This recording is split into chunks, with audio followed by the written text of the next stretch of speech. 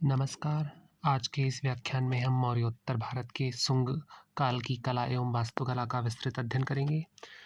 शुंग काल लगभग 185 ईसा पूर्व से 73 ईसा पूर्व तक भारतीय कला इतिहास में एक संक्रमणकालीन चरण है, जहां मौर्यकालीन परंपराओं के साथ-साथ नवीन स्थापत्य एवं शिल्प रूपों का विकास देखने को मिलता है।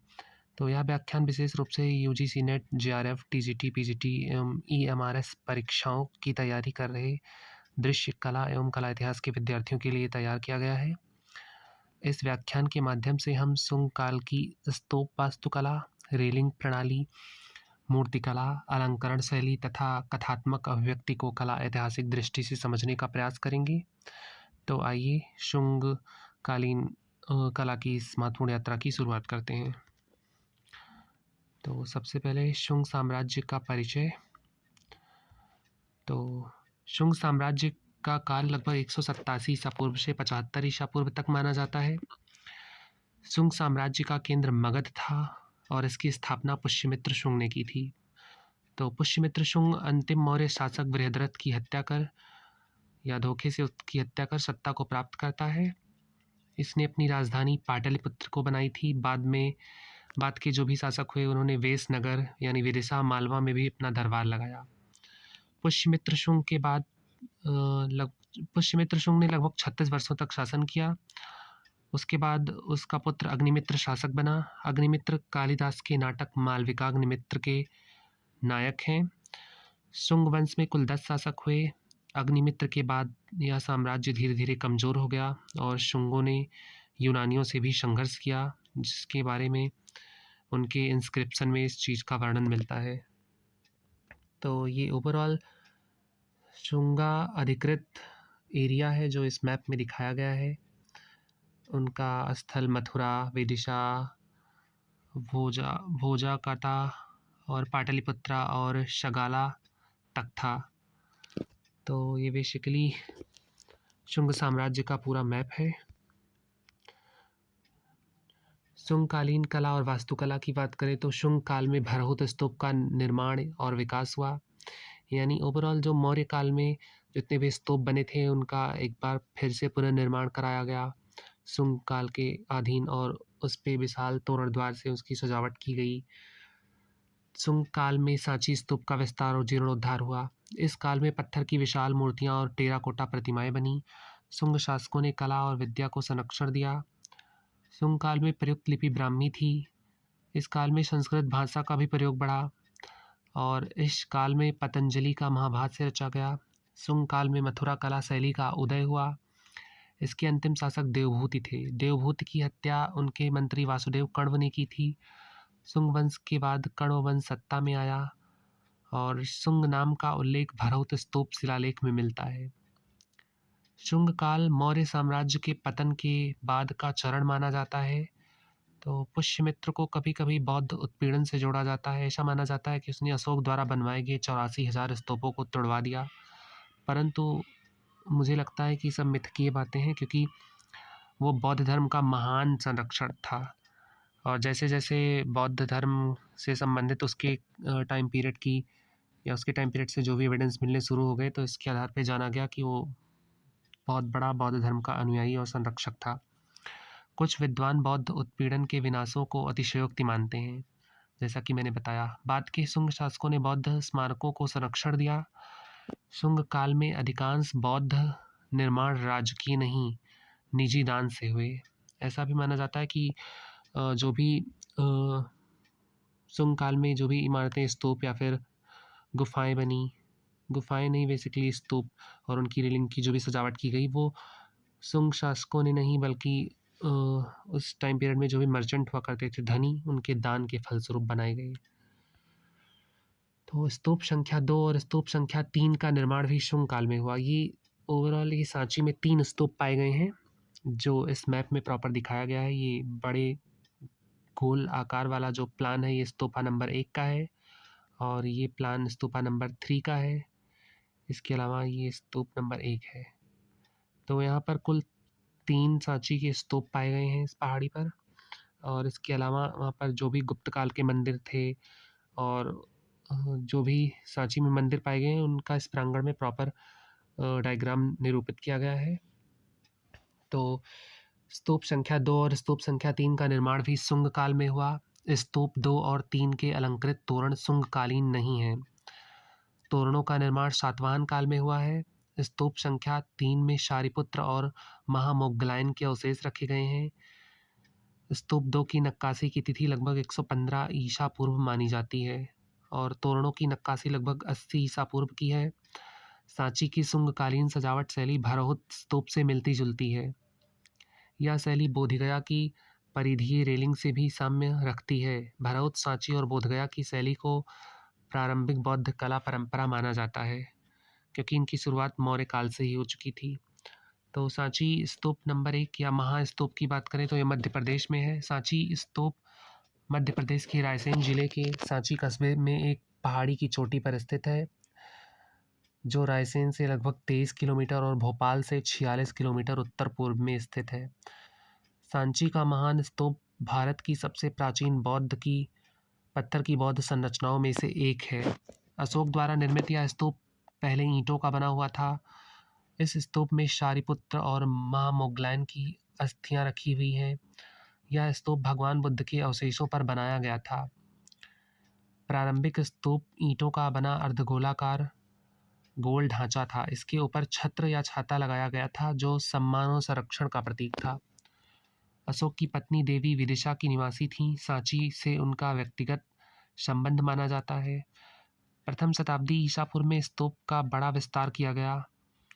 इस समय 4 सुंदर तोरण द्वार यानी सजावटी द्वार जोड़े गए। पूरे स्तूप के चारों ओर पत्थर की रेलिंग या वेदी बनाई गई। तोरणों पर बुद्ध के जीवन और जातक कथाओं के दृश्य उकेरे गए। बाद के कालों यानी शुंग, सातवाहन और गुप्त में भी इसका निर्माण कार्य चलता रहा।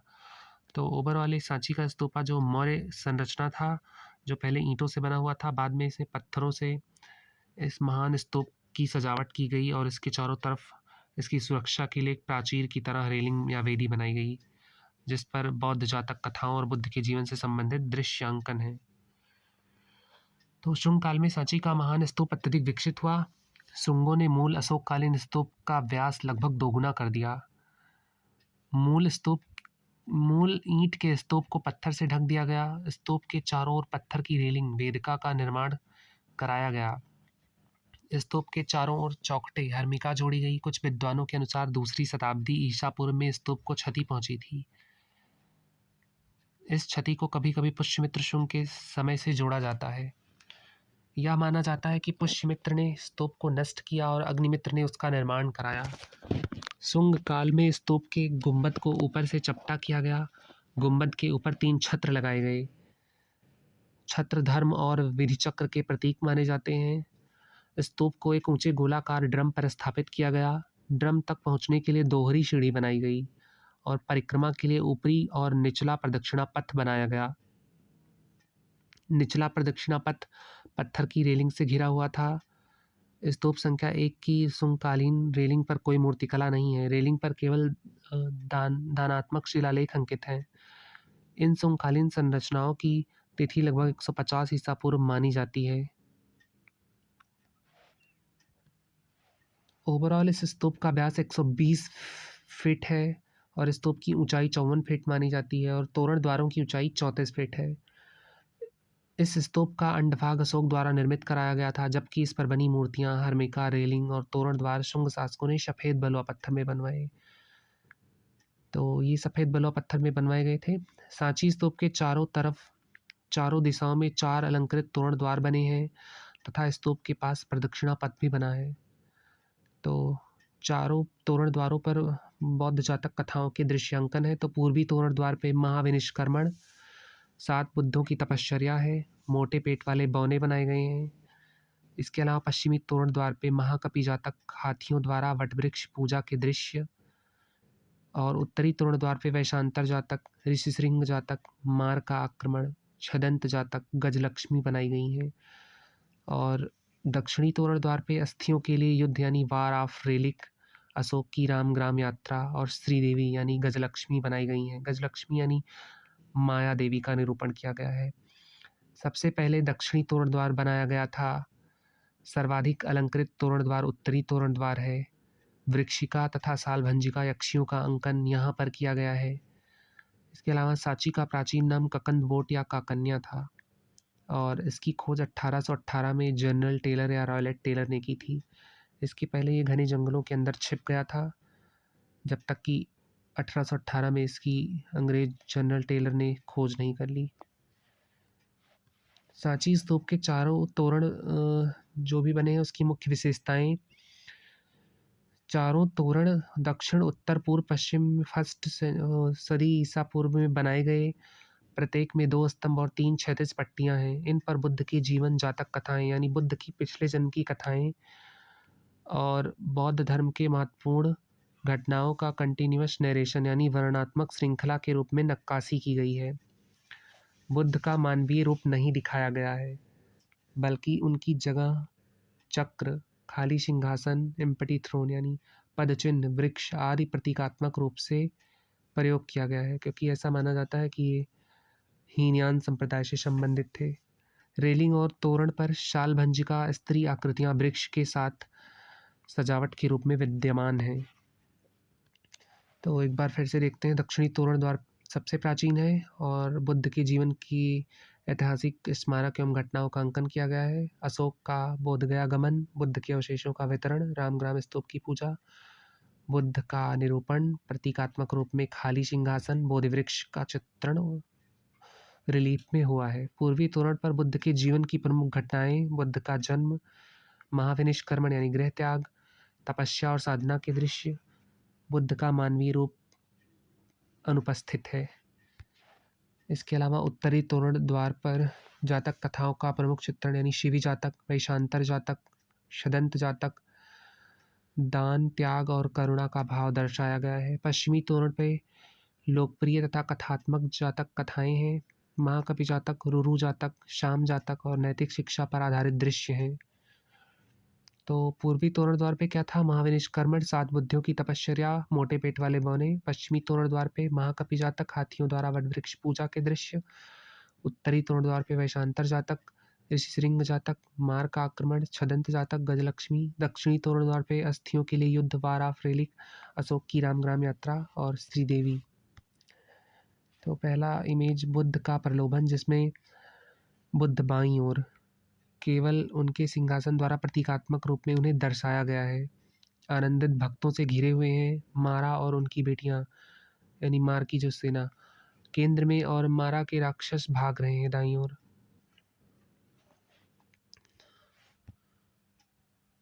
दूसरे इमेज की बात करें तो कुशीनगर द्वारा रखे गए बुद्ध अवशेषों पर युद्ध। दक्षिण द्वार स्तूप संख्या 1, ये दक्षिण द्वार पे सांची के स्तूप नंबर 1 पे बना है। तो इसमें आप देख सकते हैं आकृतियाँ धनुष, बाण और अस्त्र शस्त्रों के साथ युद्धरत मुद्रा में उत्कीर्ण की गई हैं और विभिन्न राजाओं का भी इस पे रिलीफ में चित्रांकन हुआ है। इसके आधार पे तत्कालीन रहन सहन और वास्तु का पता लगाया जा सकता है। अगला इमेज, राजा अशोक नागों से बुद्ध के अवशेष लेने के लिए रामग्राम गए, लेकिन नागों की अत्यधिक शक्ति के कारण वे असफल रहे, जिसका चित्रांकन रिलीफ में दक्षिणी तोरण द्वार पे सांची में हुआ है। तो इसमें अशोक को रथ पे सवार नागों से बुद्ध की अस्थियों के अवशेष लेने के लिए जाते हुए दिखाया गया है, परंतु वे इस कार्य में असफल रहते हैं। इधर नागों का चित्रण हुआ है, जिसके नागों की राज दरबार और उनकी रानियों का चित्रण, उनके ऊपर नागों की छत्रावलियों के रूप में उन्हें दर्शाया गया है। इसके अलावा इधर अशोक का रिलीफ में चित्रण, रथ पे सवार अशोक को दर्शाया गया है। बीच में स्तूप का प्रतीकात्मक रूप से बुद्ध का चित्रण किया गया है। अगला, स्तूप और बोधि वृक्ष जो 7 बुद्धों का प्रतिनिधित्व करते हैं। तो ये इस तरीके से 7 बोधि वृक्ष और स्तूपों का चित्रण किया गया, जो 7 बुद्धों की तपश्चर्या को दर्शाता है। अगला, बुद्ध के अवशेषों पर युद्ध। दक्षिणी तोरण द्वार, ये वही जो हमने भी देखा। इसमें नागों से अशोक बुद्ध की अस्थियां प्राप्त करने में असफल रहते हैं।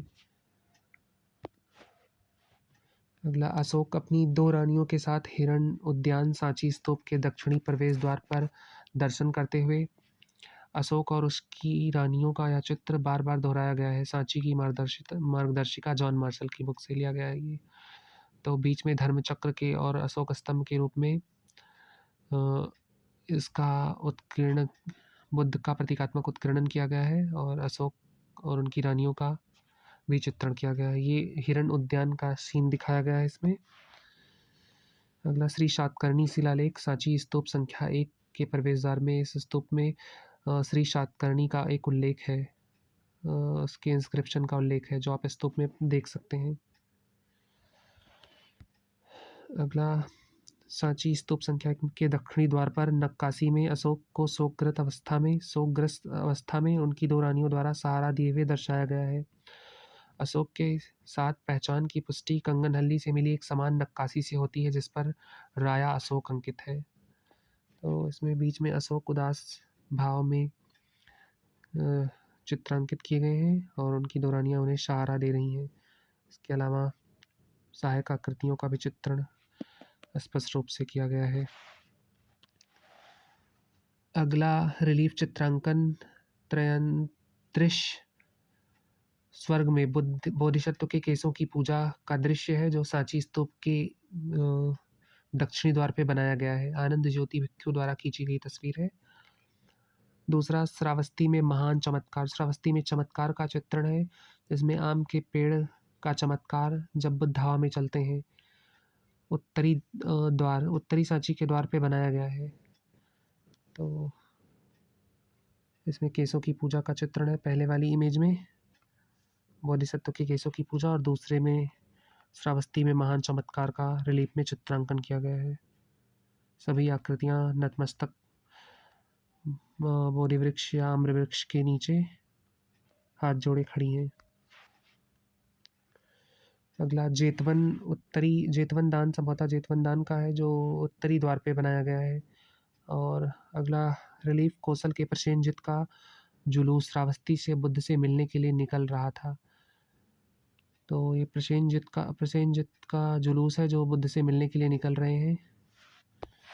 अगली नक्काशी, राजगृह से निकलते समय शाही जुलूस का चित्रण है ये, जो संभवतः अजातशत्रु या बिंबिसार को बुद्ध से मिलने जाते हुए चित्रित किया गया है। यह चित्र राजा, रथों, हाथियों और शाही जुलूस के घाटकों को दर्शाने के कारण महत्वपूर्ण है। ईसा पूर्व 1ली शताब्दी ईसा पूर्व का ये। और स्थान सांची मध्य प्रदेश में। सांची के महान स्तूप संख्या 1 में पश्चिमी स्तंभ के दाहिनी ओर भीतरी भाग का दूसरा पैनल है ये। ऊपर झरोखे से कुछ स्त्री आकृतियां इस यात्रा को देख रही हैं और राजा बिंबिसार या अजातशत्रु घोड़े और रथ पे सवार होके बुद्ध से मिलने के लिए प्रस्थान कर रहे हैं। अगला चित्र, बुद्ध को मारा और उसकी पुत्रियों द्वारा प्रलोभित करना, यानी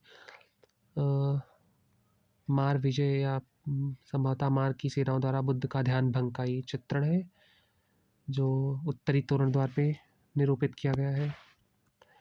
अगला, मल्ल वंश के राजा बुद्ध के अवशेषों को कुशीनगर ला रहे हैं और हाथी पर बैठे हुए राजा ने अवशेषों को अपने सिर पर रखा हुआ है।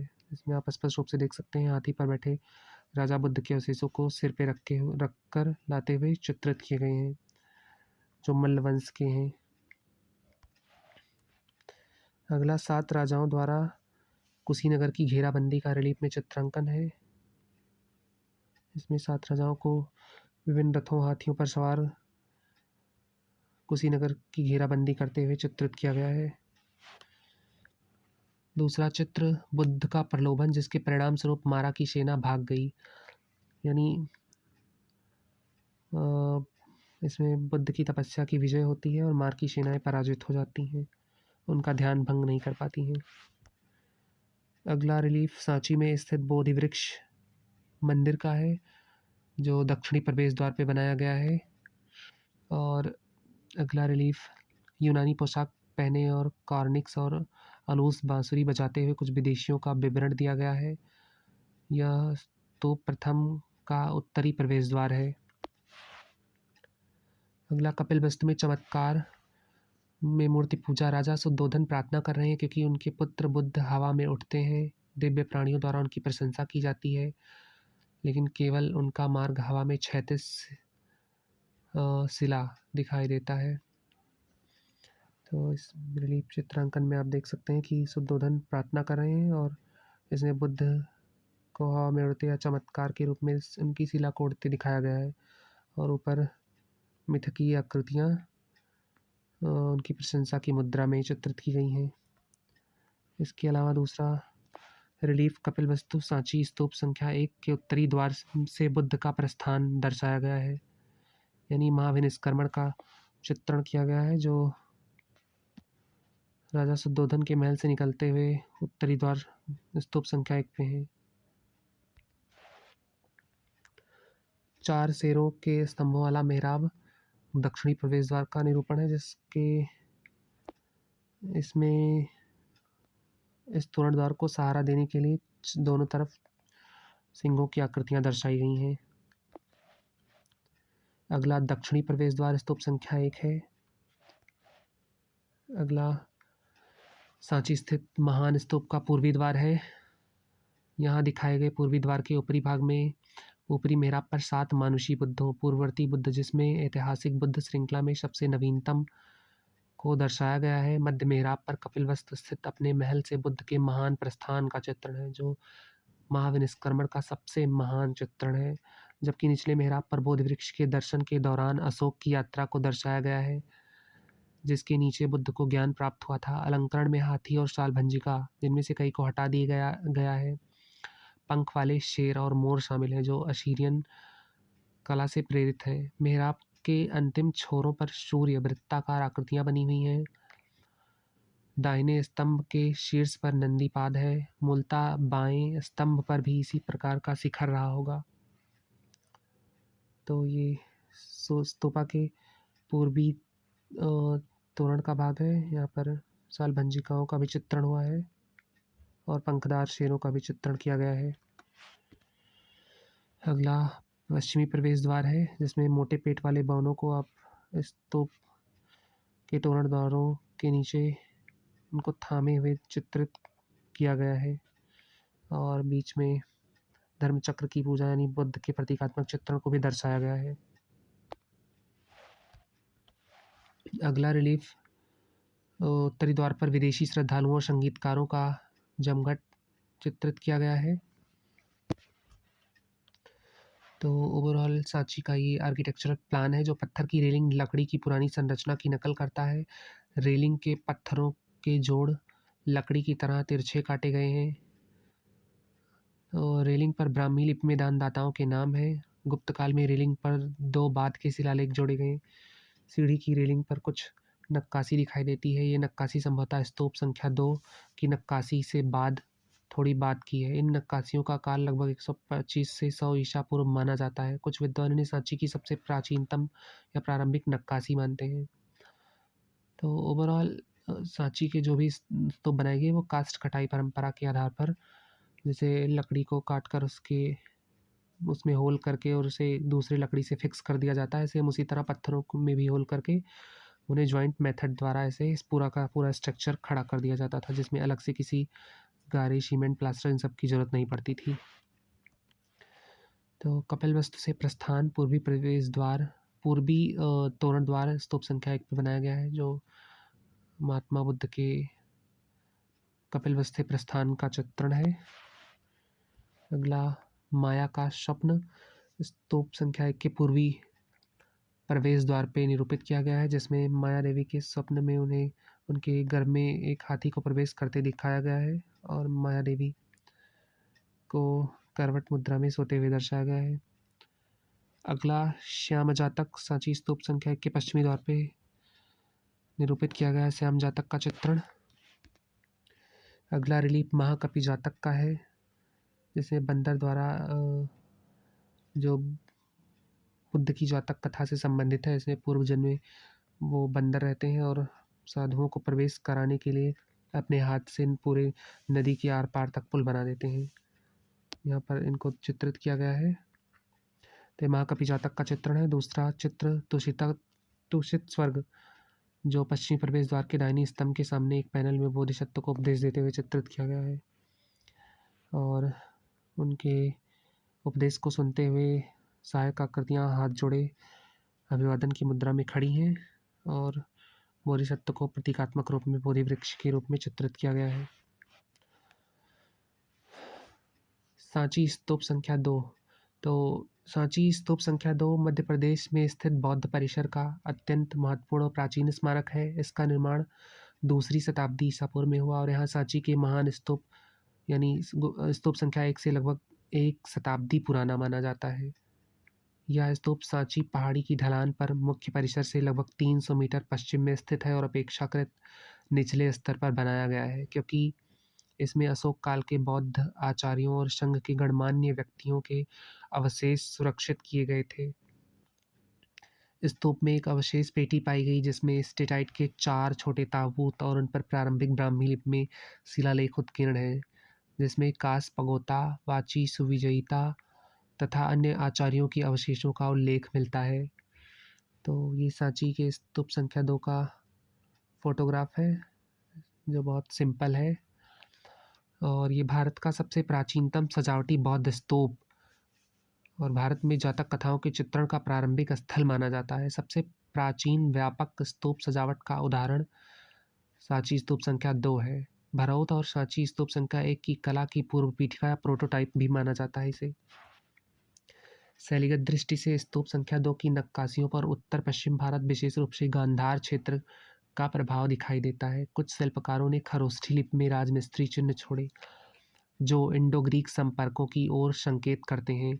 लगभग इसी समय इंडो ग्रीक दूत हेलियोडोरस का विदिशा आगमन और शुंग राजा भगभद्र के दरबार में संपर्क इस सांस्कृतिक आदान प्रदान की पुष्टि करता है। इस प्रकार सांची स्तूप संख्या 2 न केवल प्रारंभिक बौद्ध कला और जातक चित्रण की उत्पत्ति का महत्वपूर्ण साक्ष्य है, बल्कि शुंग काल में विकसित सांस्कृतिक कलात्मक परंपराओं को समझने का भी एक प्रमुख आधार है। तो सांची के स्तूप संख्या 2 में कुछ रिलीफ चित्रांकन का फोटोग्राफ है। पहला सांची स्तूप संख्या 2 में घोड़े के सिर वाली राक्षसी की प्रतिमा है और दूसरा हेलेनिस्टिक मोतियों और रीलों की आकृति वाला कमल दल का रिलीफ चित्रांकन है। स्तूप संख्या 3। स्तूप संख्या 2 की तुलना में कुछ हद तक अधिक अलंकृत है। इसमें तोरण द्वारों पर भी अलंकारिक सजावटों का निरूपण किया गया है। सांची स्तूप संख्या 3 का प्रवेश द्वार स्तूप के ठीक दक्षिण में स्थित है। यह महान स्तूप के 4 विशाल तोरणों की तुलना में आकार में छोटा है। इसे सामान्यतः पहली शताब्दी ईस्वी का माना जाता है। यह लगभग 17 फीट ऊंचा है और इसकी नक्काशी शैली महान स्तूप के तोरणों से मिलती जुलती है। अधिकांश दृश्य वहाँ पहले से बने विषयों की पुनरावृत्ति हैं, लेकिन निचले आर्चिट्रेव पर कुछ विशेष और अलग दृश्य भी मिलते हैं जो इसे विशिष्ट बनाते हैं। इस प्रवेश द्वार के आर्किट्रेव पर अनेक रोचक दृश्य उकेरे गए हैं, जैसे मकर से कुश्ती करता विदेशी नायक, घोड़ों, बैलों और हाथियों पर सवार लोग, रानी माया का हाथियों द्वारा अभिषेक, बोधि वृक्ष की पूजा और बुद्ध को धर्मचक्र के प्रतीक के रूप में दर्शाना। ऊपरी आर्किट्रेव पर गांधार कला से प्रभावित पुष्प सज्जा और स्क्रॉल डिजाइन दिखाई देते हैं, जिनमें हेलेनिस्टिक प्रभाव स्पष्ट रूप से परिलक्षित होता है। निचले आर्किट्रेव का सबसे महत्वपूर्ण दृश्य इंद्र के स्वर्गयानी नंदनवन का है, जहाँ इंद्र सिंहासन पर विराजमान है और चारों ओर देवियाँ, नदी, पर्वत, वन और नागराज अपने परिचारकों सहित दिखाए गए हैं। तो स्तंभों पर बनी नक्काशियाँ अपेक्षाकृत सरल हैं और महान स्तूप की तुलना में कम जटिल दिखाई देती हैं।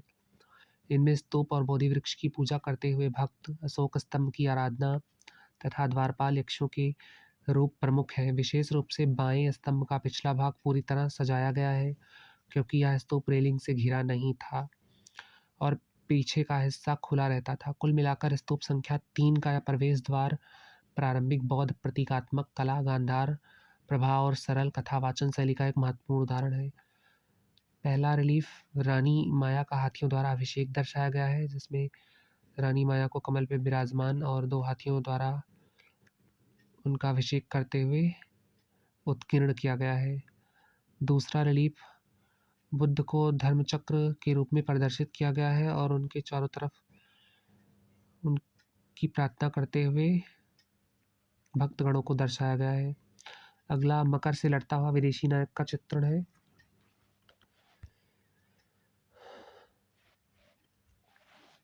अगला स्वतंत्र मूर्तिकला का टुकड़ा जो शुंग काल से प्राप्त है, ये धन प्रदान करने वाली देवी लक्ष्मी से है। संभवतः इसे श्री लक्ष्मी के रूप में माना जाता है, जो शुंग काल से संबंधित है। यह ईसा पूर्व पहली शताब्दी का है और ये चंद्रकेतुगढ़ पश्चिम बंगाल में पाया गया। इसका माध्यम टेराकोटा है और इसकी ऊंचाई 1/2 इंच 26.7 सेंटीमीटर है और चौड़ाई 7 से 7/8 इंच यानी 20 सेंटीमीटर है। अगला मूर्तिकला का टुकड़ा पत्रवाहक यक्ष है, जिसकी अवधि शुंग काल से संबंधित है और ये 50 ईसा पूर्व की संस्कृति से संबंधित है। इसका माध्यम बलुआ पत्थर है। इसकी ऊंचाई 35 इंच यानी 88.9 सेंटीमीटर है और चौड़ाई 18 इंच यानी 45.7 सेंटीमीटर है और गहराई 13 इंच यानी 33 सेंटीमीटर है। अगला चंद्रकेतुगढ़ से प्राप्त उर्वरता की देवी का टेराकोटा मूर्तिकला का टुकड़ा है, जिसमें छोटी छोटी गोलियों द्वारा इन देवियों की सजावट की गई है और ये सांची और भरौत की कला से साम्यता रखती हैं, परंतु ये लोक कला से अधिक प्रभावित जान पड़ती हैं। अगला यक्ष जो शुंगकालीन है और पहली से दूसरी शताब्दी ईसा पूर्व का है और दूसरा शुंगा पुरुष यानी एक पुरुष की प्रतिमा है जो ढाली हुई प्लेट पे निर्मित किया गया है और दूसरी पहली शताब्दी ईसा पूर्व से संबंधित है। अगला शुंग महिला अपने बच्चों के साथ दूसरी शताब्दी ईसा पूर्व से संबंधित है और शुंग यक्ष जो यक्षिणी जो लगभग पहली या दूसरी शताब्दी ईसा पूर्व से संबंधित है। इसके अलावा शुंग काल की कामुक कला का एक चित्रांकन टेराकोटा से प्राप्त हुआ है और दूसरा सजावटी आकृति वाला रूपांकनों से युक्त शुंगा मिट्टी का बर्तन है, जिसे बारीक सजावट रिलीफ में की गई है। अगला शुंगों के शासनकाल में विदिशा में हेलियोडोरस स्तंभ का निर्माण इंडो ग्रीक राजा एंटियाल शिडास के राजदूत हेलियोडोरस के आग्रह पर किया गया था, इसलिए इसका नाम हेलियोडोरस है। मूल रूप से इस स्तंभ पर गरुड़ की प्रतिमा स्थापित थी। इसकी स्थापना लगभग 100 ईसा पूर्व हुई थी। तो इसके शीर्ष पर गरुड़ की प्रतिमा स्थापित थी, जो आज खंडित है, परंतु ये पूर्ण रूप से अशोकन पिलर से अधिक साम्यता रखते हैं और उनसे प्रभावित जान पड़ते हैं। तो अगला स्तूप भरौत स्तूप। भरौत स्तूप का मूल लेआउट है। भरौत स्तूप आज अपनी पूर्ण अवस्था में विद्यमान नहीं है, परंतु इसके अवशेष कलकत्ता संग्रहालय में सुरक्षित हैं। भरौत स्तूप स्थान भरौत, सतना जिला, मध्य प्रदेश एक प्राचीन बौद्ध स्तूप है। और काल और संरक्षण की बात करें तो मूल स्तूप संभवतः मौर्य काल का, जो 3rd सेंचुरी बीसी से संबंधित है। रेलिंग और तोरणद्वार मुख्यतः शुंग काल में यानी 2nd सेंचुरी बीसी में जोड़े गए। प्रमुख दानदाताओं की बात करें तो राजा धनभूति, जिन्होंने इसको दान दिया। शिलालेख में उल्लेख शुगन राजे संभवतः शुंगों के शासनकाल से संबंधित माना जाता है। शुंग कालीन कला के प्रमुख केंद्रों में श्रावस्ती, कौशाम्बी, मथुरा, बोधगया, पाटलिपुत्र, भरौत, सांची तथा सारनाथ आदि आते हैं। भरौत स्तूप का अंडभाग चुनार के लाल बलुआ पत्थर से निर्मित था, जो अशोक कालीन था, किंतु इसके नष्ट हो जाने के बाद शुंग शासकों ने पुनः उसका निर्माण कराया और सफ़ेद बलुआ पत्थर से उसका पुनर्निर्माण कराया। इस स्तूप का व्यास 68 फीट है। 4 तोरण द्वारों की ऊंचाई 20 फीट है। यहाँ से लगभग 40 जातक कथाओं के दृश्य, 6 बुद्ध के जीवन से संबंधित तथा लगभग 40 यक्ष यक्षिणियों की प्रतिमाएं प्राप्त हुई हैं, जिनमें श्रीमा, सुदर्शना, चंद्रा, चूलाकोका, हाथी पर खड़े चूलाकोका की प्रतिमा और आलमभूषा, मित्रकेशी, बुद्धिमान, मगरूर यक्षिणियाँ प्रमुख हैं। ये मूर्तियाँ काष्ठ कटाई परंपरा पर आधारित चपटे डीलडौल वाली हैं। रिलीफ मूर्तिकला में माया देवी का स्वप्न, जेतवन दान, हास्य व्यंग आदि के शिल्पांकन प्राप्त हुए हैं। तो ये वेदिका स्तंभ यवन प्रतिमा विज्ञान से संबंधित यूनानी योद्धा को दर्शाया गया है, जो भरहुत शुंग काल से संबंधित है। ये लाल भूरे बलुआ पत्थर से निर्मित है, जो कलकत्ता संग्रहालय में सुरक्षित है। इसमें यवन योद्धा को बहुत ही ट्रांसपेरेंट वस्त्रों के साथ, लंबी तलवार के साथ काष्ठ कटाई परंपरा की भांति उत्कीर्ण किया गया है। तो भरौत स्तूप की संरचना की बात करें तो केंद्रीय स्तूप चारों ओर पत्थर की रेलिंग वेदिका से घिरा हुआ था। 4 तोरण द्वार सांची की व्यवस्था की तरह निरूपित किए गए थे।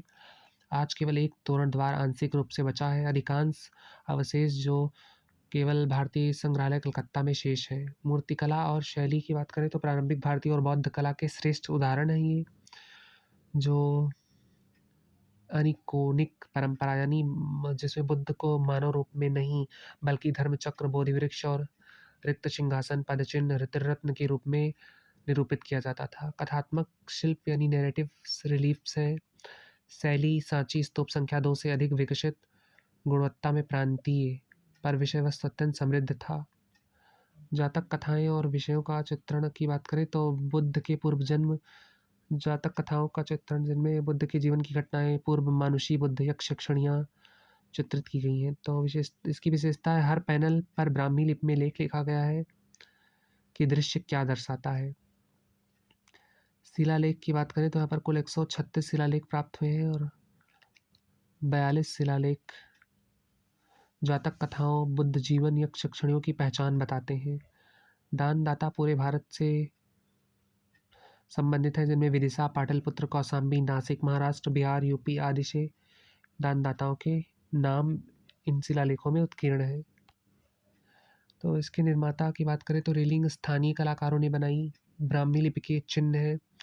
तोरण उत्तर भारत यानी गांधार श्याय कारीगर खरोष्ठी लिपि के चिन्ह दर्शाते हैं, इसलिए माना जाता है कि उसका तोरण द्वार गांधार श्याय कारीगरों ने बनाया। इससे बहुक्षेत्रीय सहभागिता सिद्ध होती है। इस पे हेलेनिस्टिक और विदेशी प्रभाव के भी स्पष्ट रूपांकन दर्शाते हैं, जैसे flame, palmette, rosette, bead and reel, जो हेलेनिस्टिक कला के उदाहरण माने जाते हैं। गांधार और हेलेनिस्टिक प्रभाव, लेकिन कुल चरित्र भारतीय है। उत्खनन इसका अलेक्जेंडर कनिंगम ने 1873 से 74 में कराया। जेडी वेगलर द्वारा प्रलेखन किया गया। कई मूर्तियां हटाकर संग्रहालयों में भेजी गईं। तो विशेषता, स्तूप का व्यास ओवरऑल 67 से 68 फीट है, यानी 20.6 मीटर है। स्तूप की रेलिंग की परिधि अनुमानतः 20 मीटर है। स्तूप की मूल ऊंचाई अज्ञात या खंडित है, इसलिए अवशेषों से अधिक स्पष्ट नहीं है। तोरण द्वार की ऊंचाई 20 फीट यानी 6 मीटर थी। तो ये पूर्वी प्रवेश द्वार का तोरण और रेलिंग बनाया गया है। इसमें घोड़सवार और द्वारपालों की आकृतियाँ और रिलीफ में विभिन्न तरह के नरेशंस उत्कीर्ण किए गए हैं। अगला, एक मूर्ति पर भरहुत स्तूप का चित्रण किया गया है, जो छोटे में स्तूप का ओवरऑल उसकी संरचना कैसी थी इसके बारे में जानकारी देता है, जिसकी लोग पूजा करते हुए दर्शाए गए हैं। तो अगला, भरहुत स्तंभ के शीर्ष भाग पर रोजेट, बीट्स, रेल्स और फ्लेम पॉमेट डिज़ाइन बने हुए हैं, जो हेलेनिस्टिक और ईरानियन प्रभाव दर्शाते हैं। अगला, भरहुत से रिलीफ चित्रांकन लाल बलुआ पत्थर से भूरे लाल बलुआ पत्थर में दर्शाई गई है। अगला, भरहुत उत्कीर्ण में वज्रासन या हीरा सिंहासन और बोधि वृक्ष की आराधना करते हुए दर्शाया गया है, और इसके ऊपर महाबोधि मंदिर भी बनाया गया है। चैत्य मेहराबों के बीच उत्कीर्ण शिलालेख में लिखा हुआ है, भगवतो शक्मुनिनो बोधो, अर्थात पवित्र शक्मुनि शाक्य मुनि के बोधि वृक्ष के चारों ओर निर्मित भवन यानी महाबोधि मंदिर। तो बोधि वृक्ष की पूजा करते हुए दर्शाया गया है, धर्मचक्र की पूजा करते हुए दर्शाया गया है। यक्षिणी के साथ बोधि वृक्ष की पूजा करते हुए एक शाही जोड़ी बुद्ध प्रतिमा के दर्शन हेतु रिलीफ में दर्शाई गई है। अगला रिलीफ, धर्मचक्र की आराधना। भरहुत में माया का स्वप्न यानी माया देवी के स्वप्न में हाथी को उनके घर में प्रवेश करते हुए दर्शाया गया है। उनकी दासियां चंवर डुलाते हुए और सेवारत भाव में एक सिक्के की तरह उत्कीर्ण की गई हैं। और ये माया देवी का स्वप्न यानी सांची के रिलीफ से साम्यता रखती है। जो ये सांची में पाया गया माया देवी का स्वप्न है, उससे संबंधित भरहुत में भी चित्रण पाया गया है। अगला, भरहुत अजात शत्रु स्तंभ यानी सिद्धत के बाल का चित्रांकन है। दूसरा, भरहुत अजात शत्रु स्तंभ यानी तावतिस्सा से अवतरित होना। अगला, भरहुत जेतवन दान का रिलीफ में चित्रांकन है। दूसरा, भरहुत महाकपि जातक का चित्रांकन है। अगला, रुरु जातक का चित्रांकन है, जिसमें एक शिकारी को मृग का शिकार करते हुए दर्शाया गया है। और अगला रिलीफ, कुरुंगा मृगा जातक का है।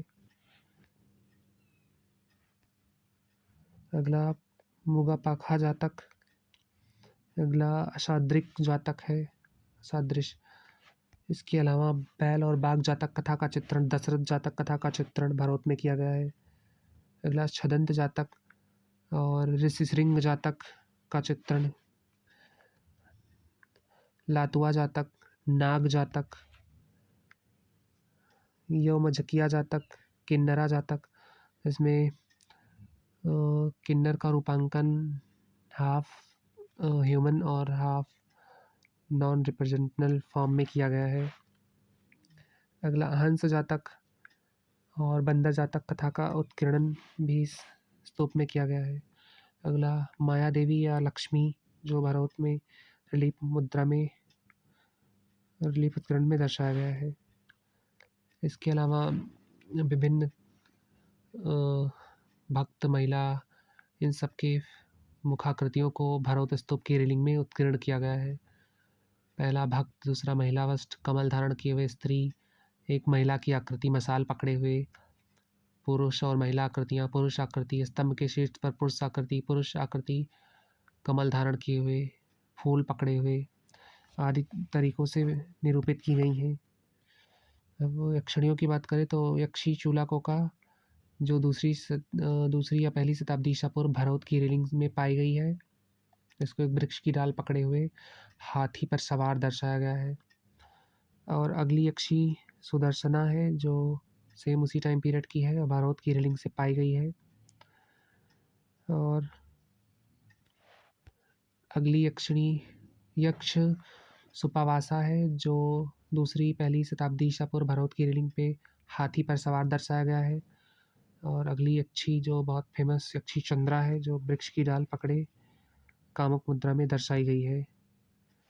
तो ओवरऑल ये मौर्य काल से संबंधित जितनी भी मूर्तिकला और वास्तुकला के नमूने थे उसके बारे में चर्चा थी। अगले वीडियो में हम मिलेंगे सातवाहन काल की कला और वास्तुकला से संबंधित जानकारी को लेकर। तब तक के लिए धन्यवाद और प्लीज़ मेरे चैनल को ज़रूर सब्सक्राइब करें।